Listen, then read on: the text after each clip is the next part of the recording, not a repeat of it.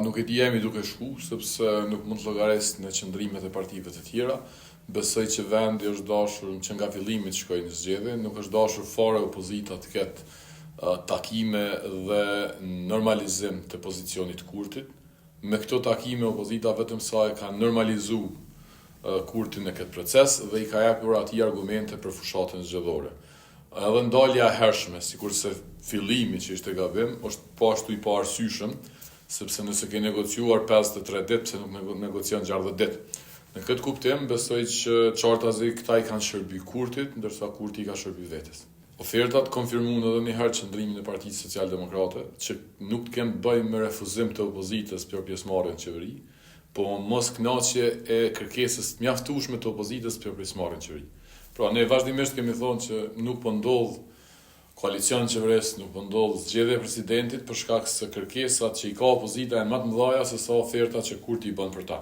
Ky është gabimi më i madh, sepse në vazhdimsi Kurti do të shpërfaqë një opozitë e cila nuk ka asnjë ide, nuk ka asnjë parim, edhe nuk ka asnjë qëndrim të cilit i rrën karshi, që ta mundson me u duk që në opozitë. Pra, në vazhdimsi kjo është mënyra e Kurtit për të shpërfaqur si me thonë opozitën jo të qëndrueshme që ka Kosova.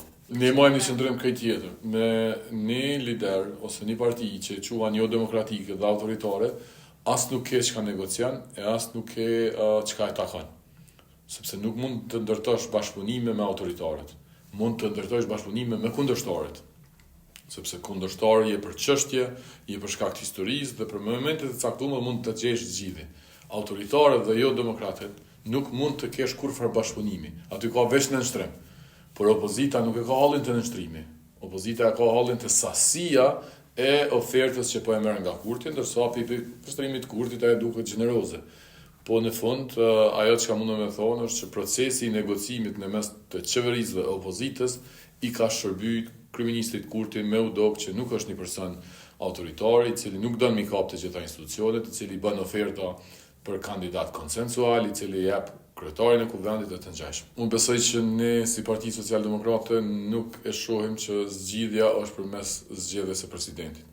Tu është problemi politik, emri i këtij problemi politik është Albin Kurti, e mundësimin për mos më udok problem, po ja mundson opozita aktuale që është në kuvend. Duhet të adresohet çështja politikisht të popullit të Kosovës, duhet populli i Kosovës të kuptojë që me Albin Kurtin dhe qeverisjen e tij dhe me këtë opozitë që ka ai, nuk ka veni hapësirë për qeverisje demokratike, nuk ka mundësi për stabilitet, sepse në dokumentin e tij mbi organizimin e ka të shkruar dhe të cituar Kurti. Na duhet gjendje jashtëzakonshme për ta fituar pushtetin dhe na duhet gjendje jashtëzakonshme për ta mbajtur pushtetin. Kështu që ajo është vetëm duke e zbatuar atë që ai beson se si duhet mbajtur pushteti i tij. Për mua problemi në këtë pikë është opozita, e cila në të njëjtën kohë i hapi negociatat me Kurtin, hyri në vallën e Kurtit, tani ndërprer një anshëm negociatat me Kurtin dhe tha po ashtu që pas zgjedhjeve prapë do të negocioj me Kurtin. Pse mos më negociu tash? Pra, nëse çështja është që duhesh me negociu pas zgjedhjeve, pse jo tash? Apo ti po mendon se do të rritet hisja? E çka nëse nuk të rritet hisja?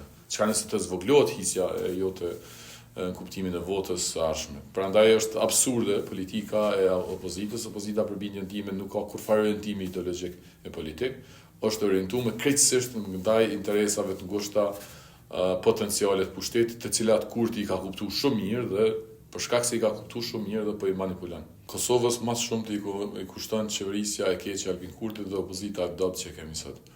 Nuk janë kurrë 10 milionë euro, se janë qindra miliona euro të cilët ose nuk shpenzohen fare, ose shpenzohen në mënyrë gabume edhe kanjëherë dhe keq përdoren ato. Prandaj, vënia e fokusit të ideja shpenzimit të 10 milionë euro është hajgare me qytetarët e Republikës Kosovës. Problemi është politik dhe ne duhet ta zgjidhim një herë për gjithmonë këtë problem dhe ta kputim këtë zinxhir të krizave të vazhdueshme.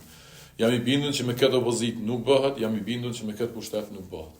Opozita nuk është dashur me marrë fare pjesë në procesin e presidentit. Pastaj pjesëmarrja e saj në këtë proces e ka edhe një herë po e përsëris, vetëm sa ka forcu pozicionin e Albin Kurtit dhe ndërprerja e një anshme e opozitës kish me pas vetëm në një kuptim vlerë.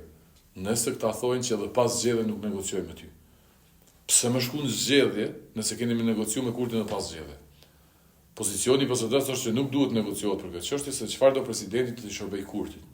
Por nëse negocion tash, nuk negocion një javë, negocion pas 2 muaje, përbes nuk ka kurfar sinqeriteti edhe as kurfar, si më thonë, dobishmërie në këtë proces që po bën opozita, përveç që po e bën Kurtin më udop që ai është konstruktiv dhe këta janë destruktiv.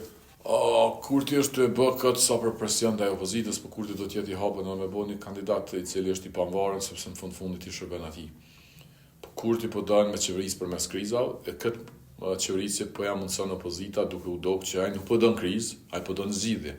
Pra sot ne mundom të thonë që partia në pushtet po ofron zgjidhje, po thotë ama një emën dhe opozita hyri në proces dhe doli pa jap asnjë emën përveç kërkesa për me marrë presidentin për veti, që ishte një absurde, sepse një anë akuzonin vetëvendosin që po e don presidentin për veti, që ishte e qartë, këta hinë në negociata për me marrë presidentin për veti. Është absurditet i cili vetëm sa i ka shërby Kurtit dhe këtë do ta shohim edhe në zgjedhje. Vjosa Osmani ka shku për interesa të ngushta të pushtetit të Albin Kurti, u ndall për arsye të pushtetit, po kthehet në LDK nëse kthehet për pushtet, pra nuk ka kur gjë parimore, nuk ka kur gjë politike. Po të ishte e vërtet që Vjosa u nda politikisht me Albin Kurtin, do të ishte kundërshtar Albin Kurtit gjatë kësaj periudhe, dhe po ashtu do të bashkohej ditën që ka kryer mandatin në presidencë, do të bashkohej me LDK. Po një bashkim i tillë nuk po ndodh sepse po ndodhin negociata për çështjet e pushtetit. Lumiri po e don Vjosën për me rujt pozicionin e vet, ndërsa Vjosa po e don LDK-n për me marr vota sepse nuk e kalon pragun si e vetme. Nuk ka kurfar optimizmi politik aty ka kalkulime për interesa të ngushta.